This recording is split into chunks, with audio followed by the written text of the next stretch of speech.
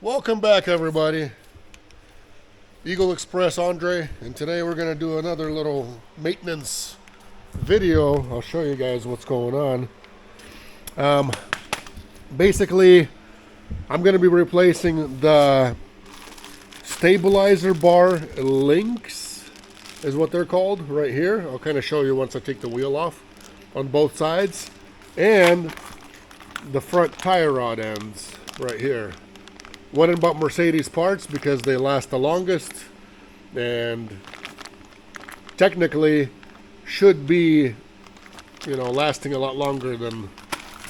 Ooh, I don't like this. What is up with this? What is up with the way this is braking over here? Gotta check that out too. So I'll be looking, definitely be looking. Stabilizer links, tie rod ends. Gonna be replacing that. Also, when I was doing my tires, one of my brake sensors on the other side broke. I messed with it and thought maybe it was this one, and then I was playing with them. Anyways, long story short, what I did was I actually ordered a set of 4 on Amazon. I think they were like $10. I'm serious. They were super cheap. $10 for a set of 4 on Amazon for the Sprinter, man. If you want a part number or whatnot, let me show you right here. I don't know if that helps you much. Maybe, maybe not. But anyways, they look like this. And you got to take the wheels off and just replace them. They just plug in on both sides. Plug in, and you're done. So I'll get rid of one of my dash lights, which is the, you know what I mean? You know what I mean? The brake light. That light is on. It pretty much just shows you that, hey, you need to replace your brake pads. Well, that's because the sensor was bad on one side, then I manipulated this one as well on this side. And anyways, I'm replacing both of them. And I'm going to have 2 more leftovers. Let's get to it. Got the diesel heater, Sunfire, heating me up in here, so it's nice and warm. Outside, I think it's like 28 degrees, so it's a bit chilly to be in here with no heat, but if you got one of these bad boys, this does the trick. I've showed you guys this before. If you haven't seen it, no fumes, no smells. Diesel air heater like that, or diesel space heater like that. Pour diesel in there and boom. Heats this place up in like 10-15 minutes in really, really cold weather. And when it's like, like this, not so cold, it's even faster. It's quick. Runs a few minutes, shuts off on its own. Hooked up a thermostat to it. It's a wonderful, wonderful item for your guys' shops. Right here. I mean, it's kind of a getaway, but whatever. Works for me. For now, I just put this thermostat up here. So a thermostat actually hooks into the right here, and you set your degrees whatever you want. Temperature 68, we're set at 67, so it goes over 1 degree, and then it shuts off, and then once it's below 67, drops down down to 66, it'll kick back on. If you guys want one of those, Sunfire, I'm not getting paid to promote anything or anything like that, but if you guys want one, I'm liking mine. Okay, here's the sensor. One part goes in here. I don't know if what I can show you, what you can see, what you can't see. So one part goes in the first hole, second one's right there. So you just plug that bad boy in, no more lights. Okay, so the new one is in right here. Plugs in right there and right there. So we're good with that. Now, next order of business is the stabilizer links and the actual tie rod end right here. This guy needs to be unscrewed right here. And then you unscrew it here, and then you just put these on.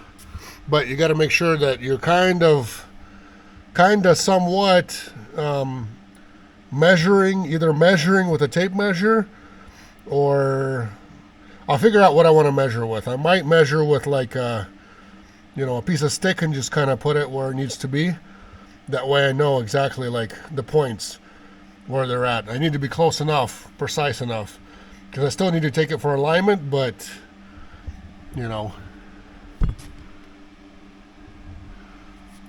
got to make sure that you're close enough, because your tires might be eaten up before you get to your alignment if you're going to be holding for a while. So I'll do this guy first. There's a bolt and a nut here, and there's a nut here.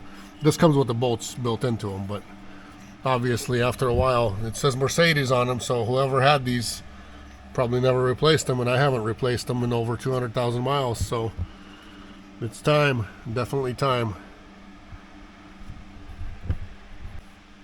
And the OEM part numbers are the tie rod links right here. And then for the, what do you call it? Tie rod ends, it's this guy right here. There's your part number for that. In case you guys, in case you want some part numbers, that way you can order just knowing exactly what it is if you need to do some suspension replacements. Even though I'm not great at explaining, but I'll explain. To do this, what I found the best way is T40 hex socket like this.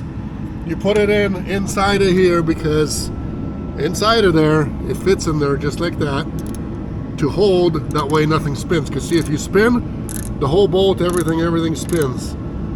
And it's never gonna unscrew that way. So with one you hold inside of there, the actual bolt and the nut, you use an 18 millimeter wrench and two hands, obviously, can't do it with the camera in my hand. And you hold this and unscrew this, or vice versa, whichever one's more comfortable for you guys. But that's the process. I'll show you guys on a new one here. By the way, these are different. There's a left side and there's a right side, so it actually says on here left. Right there you can see the L. And they're different because this is left and the right side is like, do I go this way? Somebody might put it in this way and it might work, might not, but there's a left and a right. See, this one says R on it. It says R for right. That goes on the right, this one goes on the left. But anyway, so you see the star in here? The hex?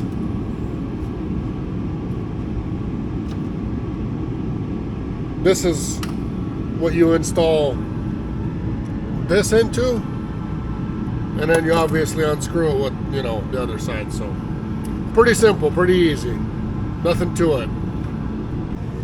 Hey, Mr. Helper, Diesel, what are you doing, brother? What are you doing?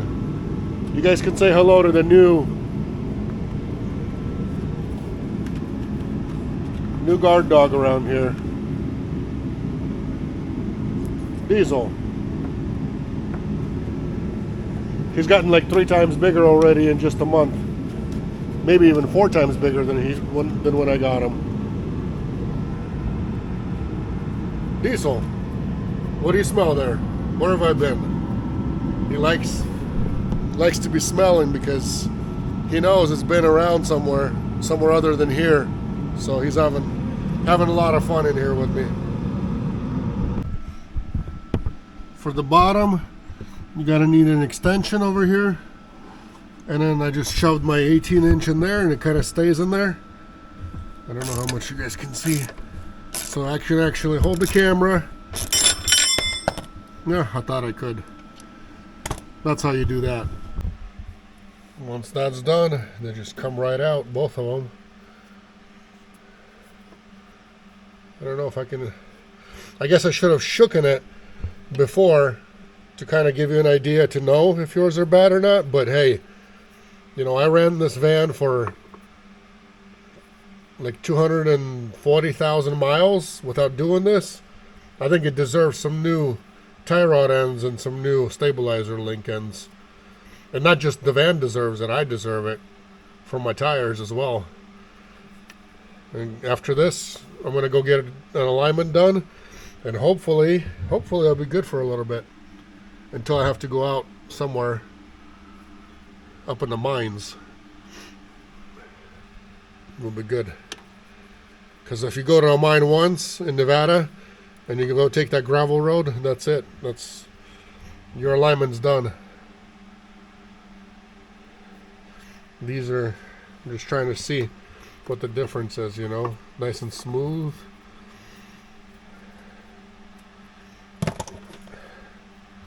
And these, oh yeah, there is a difference, huh? Well, we'll see.